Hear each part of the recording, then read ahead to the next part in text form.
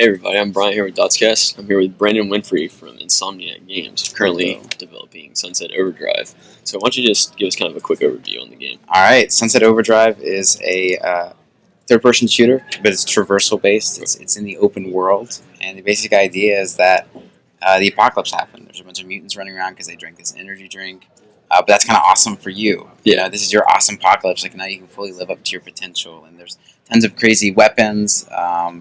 It's so traversal based. So there's a lot of combo. There's a lot of the city is basically a playground, so you can grind, jump, bounce on pretty much anything. And there's an 8-player co-op mode as well called Chaos Squad, where you can run around doing missions in the open world. It all culminates in this night defense where you're with your friends as well. Right.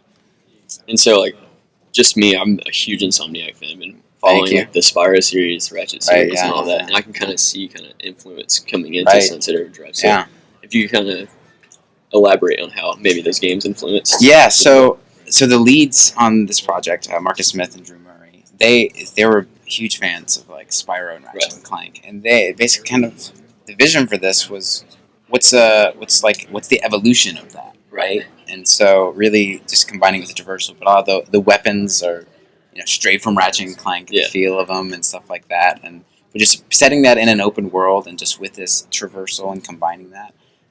To me, it does feel like an evolution of kind of what we've learned from those franchises. Yeah, and to me, it seems a lot faster paced than some of the other Insomniac titles that have come out. Right. Yeah. That was important to us. I think it's about speed now. We see shooters going in a fast direction now. We don't see them behind cover anymore. I think this generation's all about that high speed while shooting. So yeah, and like you guys were saying when you were showing the floor preview, a lot of it is based on movement and combat at the same time. Yeah, at the same time. That's how you're going to be your most effective, and that's how you're going to survive. Right. So you're almost just forced into that kind of in a way. Well, yeah, I mean, not necessarily forced, but it's the most fun too. You play so many other games where you just stand and shoot. That just gives you the option to not do that. Like you just naturally want to do that. This isn't going to make you go hide behind something. Right? Yeah. I mean, that's we want to. Players can play however they want, but really, what makes it unique is that fast movement and combat. So yeah, and this is kind of, I guess, ahead of everything right now. Okay. But are you guys kind of pushing this as a series, or is it just, do you know yet? Or right now, we're just focused on Sunset Overdrive 1. Yeah, just worried about. Yeah, just this game. We want to make it the best game we can. All that other stuff, we'll figure out down the line. But, all hands on deck for Sunset Overdrive.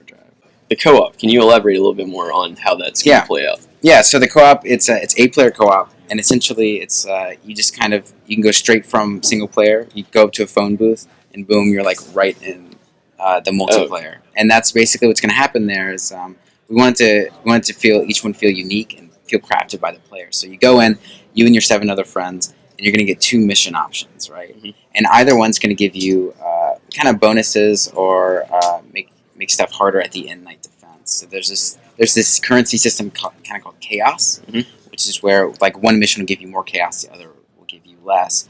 And the more chaos you have at the end night defense, the harder that night defense is going to be. But that also gets you better rewards. So you can kind of pick and choose which mission you want to do. Everybody votes on that mission. You go and you defeat it, hopefully, and then you're going to get 2 more mission options. Okay. So you do 3 missions, and then it all culminates in this night defense. That's kind of customized based on the mission options you had in the open world. I got you. So it's kind of like you're preparing for this huge wave that's going to be right, exactly. But it's in the open world, and then the night defense is more of kind of a fort setup where you're defending these waves as they're coming at you, and you're setting traps as well. There's a trap system in the game with just where you can flame traps that erupt in flames and shoot up, or springboards where you can launch them to the side. There's tons of crazy stuff. Yeah, and even in the weapons, you can see how just everything is completely just out there as far as in the reveal video you guys released, the dragon firework gun that you showed just completely reminds me of Ratchet all the way. Yeah, that's what we wanted to do. We wanted to kind of have these rock star effects that come out and just make them insane. And that's actually a really cool weapon because it's kind of like a pistol fire, but then there's a time delay on it, so it's about 3 seconds, and then it's an explosion. So it has a nice initial damage output, but then it's a little timed bit of AoE effect as well.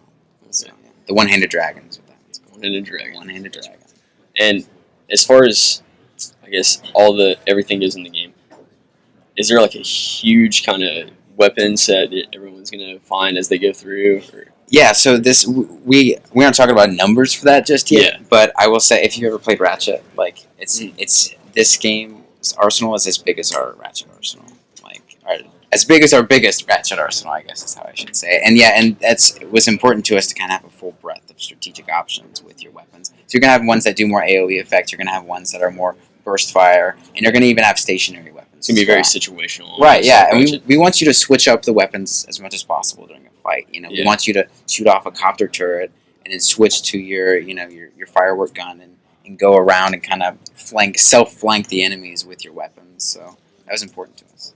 So when you guys, I don't want you to have to reveal it too much or anything, but when you were developing, this guy's here waiting. Yeah, when you were developing kind of the movement combat system, like how was it like making that fluid and kind of making it all work together? Yeah, I think it's just iteration. Yeah. It's always tough with a new IP to kind of create it. You know what I mean? Like find what's unique about the game, and I think eventually through it from the very beginning though we wanted something that felt different and really utilizing this traversal and stuff like that. And it's like maybe you can drive cars. No, it's not drive cars. Like let's let you be the car, right? Okay. And then it's just evolving that over time and seeing what feels right was important. And our game director Drew Murray, he's all about like super responsive controls. Like he doesn't want these like floating animations that take time. It's like in this game it has to be immediate. Like you have to be able to do exact time because timing is really important in traversals. So. Yeah, I remember you guys talking about on the preview today that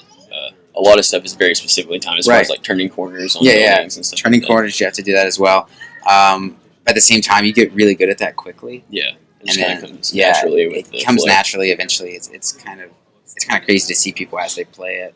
Just all of a sudden, they're rock stars at it, and that's cool. So, also, I wanted to kind of ask, Spyro and Ratchet and all these other series, they're just really PlayStation exclusives, right? So, how does it feel now to be kind of working with Microsoft and kind of changing the first parties? It's always fun working with different publishers, you know. And this project, Microsoft was the right decision for us. They let us own the IP, and that's super important to us as an independent studio. And that's something we didn't have with Ratchet and Resistance and stuff like that. But now we actually own this IP, and that's important. And they've been great partners. So that's great. But yeah, if you haven't heard of Sunset Overdrive, definitely check it out. It's going to be a great game. Yeah, October 28th. October 28th? Yeah, October 28th. You got the date. Thank you very much. Thanks for checking us out.